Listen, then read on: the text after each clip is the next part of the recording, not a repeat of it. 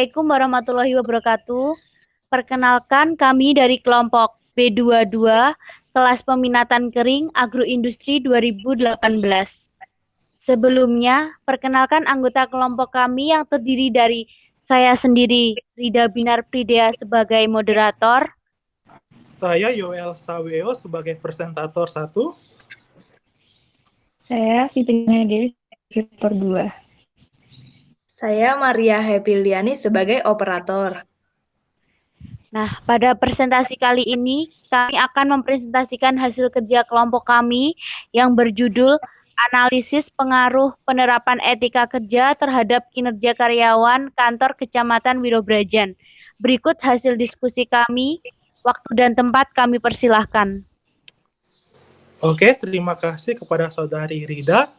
Sekarang saya akan presentasikan hasil dari artikel ilmiah kami yang sebelumnya kami telah buat. Dengan judul Analisis Pengaruh Penerapan Etika Kerja Terhadap Kinerja Karyawan Kantor Kecamatan Wirobrajan. Nah, sebelumnya saya akan menjelaskan sedikit pengertian dari etika dan beberapa manfaat dari etika itu sendiri. Nah, menurut Wijayanti tahun 2012, etika adalah sebuah cabang filsafat mengenai nilai dan norma moral yang menentukan perilaku manusia dalam hidupnya. Etika kerja menekankan kreativitas sebagai sumber kebahagiaan dan kesempurnaan dalam hidup. Dengan etika yang baik, maka diharapkan kinerja yang dihasilkan oleh pemerintah daerah dapat tercapai. Selanjutnya, untuk manfaat dari etika sendiri, yang pertama, dapat membantu suatu pendirian dalam beragam, membantu suatu pendirian dalam beragam pandangan dan moral. Yang kedua, membantu membedakan mana yang tidak boleh diubah dan yang mana boleh diubah. Yang ketiga, membantu seseorang dalam menentukan pendapat. Yang keempat, menjembatani sebuah dimensi atau nilai-nilai. Langsung masuk di slide yang pertama, yaitu rumusan masalah. Rumusan masalah ada 3. Yang pertama, pengaruh hubungan antara etika kerja dengan kinerja. Yang kedua, pengaruh signifikan antara etika kerja dengan pekerja. Dan yang ketiga, dampak dan manfaat dari etika. Slide kedua. Nah, di sini ada beberapa metode yang kami lakukan dalam menyusun artikel kami. Metode ini terdiri dari penentuan populasi dan sampel, instrumen penelitian, teknik pengambilan data, dan teknik analisis data. Nah, yang pertama, populasi dalam penelitian ini adalah tenaga kerja atau karyawan di kantor Kecamatan Wirobrajan yang beralamatkan di Jalan Bugisan, Gang Dorodasi nomor 16, Patangpulu. Desain penelitian dilakukan dengan cara deskriptif, kuantitatif, dan objek penelitian diambil secara online melalui survei. Selanjutnya, instrumen penelitian menggunakan kuesioner yang terdiri dari 19 pertanyaan. Nah, selanjutnya untuk sumber data, kami menggunakan 2 data, yaitu data primer dan data sekunder.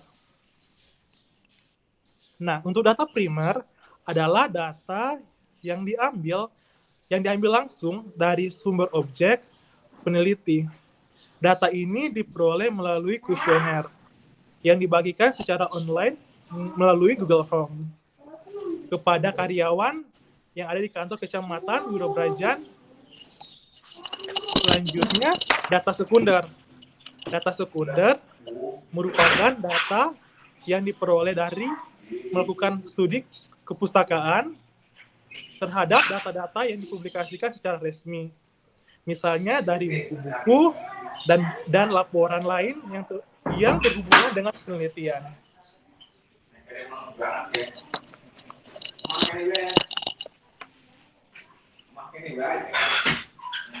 Selanjutnya,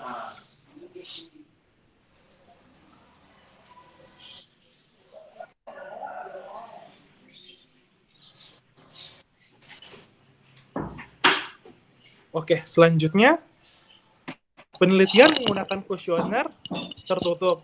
Di mana kuesioner tertutup yaitu kuesioner yang responden tidak diberi kesempatan dalam menjawab. Jawaban dari pertanyaan kuesioner sudah disediakan oleh peneliti. Kemudian menggunakan metode purpose sampling. Nah, purpose sampling ini merupakan salah satu metode sampling non-problem di mana peneliti menentukan pengambilan data dengan ciri-ciri khusus yang sesuai dengan tujuan peneliti sehingga diharapkan dapat menjawab permasalahan penelitian. Oke, selanjutnya saya akan menjawab sedikit hasil grafik kami. Kami menggunakan 50 responden, di mana dari 50 responden ini ada 64% dari lulusan SMA atau sederajat,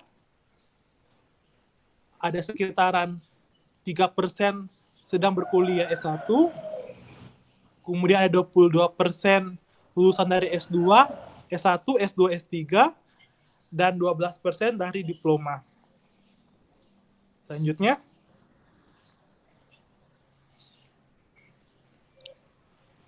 untuk jenis kelamin dari hasil kuesioner kami 74% adalah laki-laki dan 26 perempuan. Selanjutnya hasil dari uji validitas.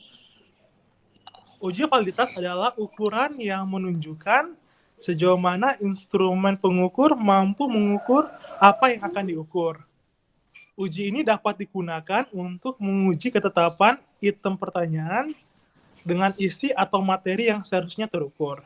Nah, hasil dari uji validitas kami menggunakan sampel uji kuesioner sebanyak 50 responden dengan signifikasi 5%, dengan nilai DF sama dengan N kurang 2, dan DF sama dengan 50 dikurang 2, mendapatkan hasil 48. Dan didapatkan angka R tabel sebesar 0,2353. Nah, berdasarkan analisis SPSS, didapatkan seluruh nilai R hitung lebih besar dari nilai R tabel, sehingga seluruh pertanyaan dalam kuesioner valid. Selanjutnya, presentasi selanjutnya akan dibahas oleh Saudara Yana. Saya akan melanjutkan presentasi mengenai hasil uji reliabilitas. Uji reliabilitas sendiri adalah suatu cara yang digunakan untuk menguji apakah alat ukur yang digunakan tersebut konsisten. Berdasarkan hasil uji menggunakan SPSS, kelompok kami mendapatkan Cronbach alpha sebesar 0,960 dengan n item sebesar 19 data. Hasil yang didapat 0,960 tersebut lebih besar dari 0,60 sehingga dapat dikatakan bahwa alat ukur yang kami gunakan reliable.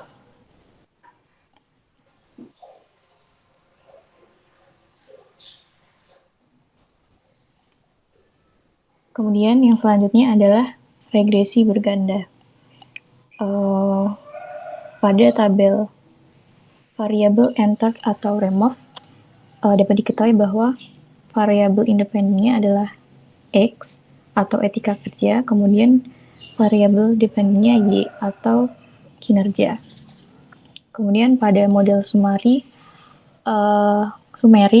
didapat R sebesar 0,838. Hal tersebut menunjukkan bahwa terdapat hubungan yang cukup tinggi atau cukup besar. Kemudian R square-nya menunjukkan angka 0,702. Hal ini menunjukkan bahwa variabel independen X mempengaruhi sebesar 70,2% variabel Y atau dependent. Kemudian sisanya sebesar 29,8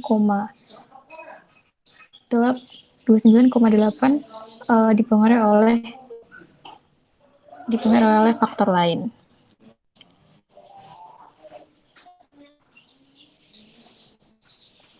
Kemudian selanjutnya yaitu uji ANOVA. Uji ANOVA ini adalah untuk mengetahui seberapa besar signifikansi dari pengaruh variabel X terhadap variabel Y. Di sini terdapat hasil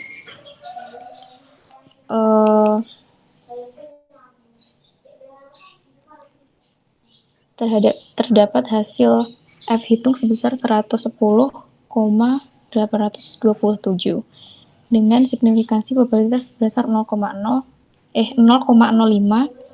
sehingga H0 ditolak dan H1 diterima. Sehingga berdasarkan hasil tersebut dapat dikatakan bahwa penerapan etika kerja berpengaruh secara signifikan terhadap kinerja pekerja. Kemudian yang terakhir adalah tabel koefisien. Jadi tabel koefisien tersebut atau uji T merupakan untuk mengetahui apakah variabel bebas atau variabel Y berpengaruh. Di situ dapat diketahui bahwa Y sama dengan 5,65 plus 0,869. Konstanta sebesar 5,565 menyatakan bahwa tidak ada nilai X, maka partisipasinya sebesar 5,65. Kemudian regresi B sebesar 0,869 menyatakan bahwa setiap penambahan satu nilai B itu akan mempengaruhi nilai sebesar 0,869. Kemudian berdasarkan output di atas dapat diketahui bahwa nilai T sebesar 10,527 dan hal tersebut lebih dari 0,05 sehingga H0 ditolak kemudian H1 diterima. Sehingga variabel X berpengaruh signifikan secara nyata terhadap variabel Y. Kemudian selanjutnya kesimpulan akan dibacakan atau akan disampaikan oleh Rida Binar. Selanjutnya saya akan melanjutkan kesimpulan. Berdasarkan tabel model summary, diperoleh nilai korelasi sebesar 0,838 yang menandakan tingkat korelasinya tinggi. R-square yang diperoleh yaitu sebesar 0,702, artinya terdapat pengaruh variabel penerapan etika kerja terhadap kinerja pekerja. Selanjutnya, berdasarkan hasil signifikasi, dapat disimpulkan bahwa penerapan etika kerja akan berpengaruh secara signifikan terhadap kinerja pekerja. Lanjut, Maria. Oke. Kemudian berdasarkan hasil diskusi kami bersama keluarga dan orang-orang di sekitar, dapat diketahui bahwa etika kerja dapat berpengaruh terhadap motivasi kerja, moral, dan attitude seorang pekerja. Hal ini berpengaruh terhadap kontribusi positif terhadap pencapaian karyawan yang akan diimplementasikan dalam pekerjaannya. Demikian kesimpulan dari saya. Sekian presentasi dari kelompok kami. Ada kurang lebihnya kami mohon maaf. Wassalamualaikum warahmatullahi wabarakatuh. Waalaikumsalam warahmatullahi wabarakatuh.